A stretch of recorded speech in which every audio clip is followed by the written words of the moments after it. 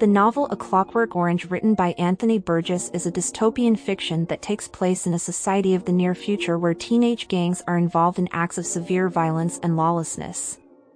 Alex, the head of one of these gangs, who is imprisoned and subjected to a dubious psychological treatment aimed to cure him of his violent impulses, narrates the story.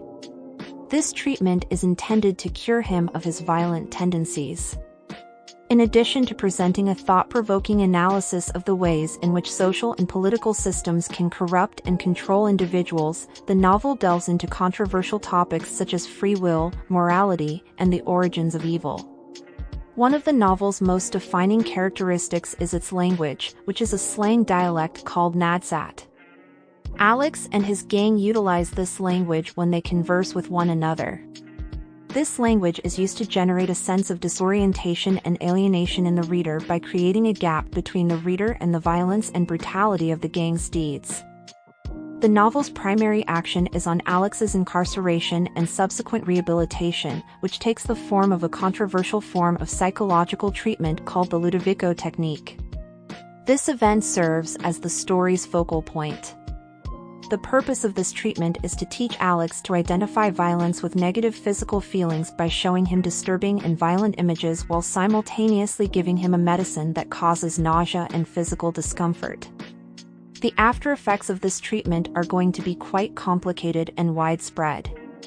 On the one hand, Alex is genuinely cured of his violent impulses, and he is able to reintegrate into society as a law-abiding citizen.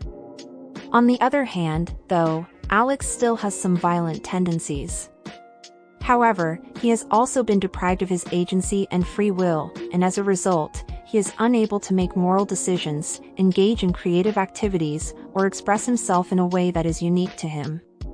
The book presents thought-provoking queries regarding the foundations of morality and the part that free will plays in the actions of humans. To be good because one has been conditioned to be so, or because one has freely decided to be so, which is the best way to live one's life? Is it possible for people to be cured of their violent tendencies, or are these impulses simply a part of the human nature that cannot be changed? Additionally, the novel investigates the connection between power and control, as well as the various ways in which people can be subjected to manipulation and oppression at the hands of larger social and political systems. The Ludovico technique is part of a larger movement led by the state that aims to govern and regulate society through the application of technology and psychological coercion. This movement is known as the Ludovico Initiative. Throughout the course of the story, Burgess makes use of a variety of literary devices to depict the influence that Alex's events have had on his mental and emotional state. Because the novel is written in the first-person narrative form, the reader is able to enter Alex's head and experience his feelings and thoughts as if they were happening to them directly. As a second means of conveying the feelings of disorientation and bewilderment that Alex experiences as a direct result of the treatment, Burgess makes use of a wide variety of images and symbols. After serving his time in prison, Alex is released into the closing chapters of the book, only to discover that his old gang members as well as society in general do not accept him.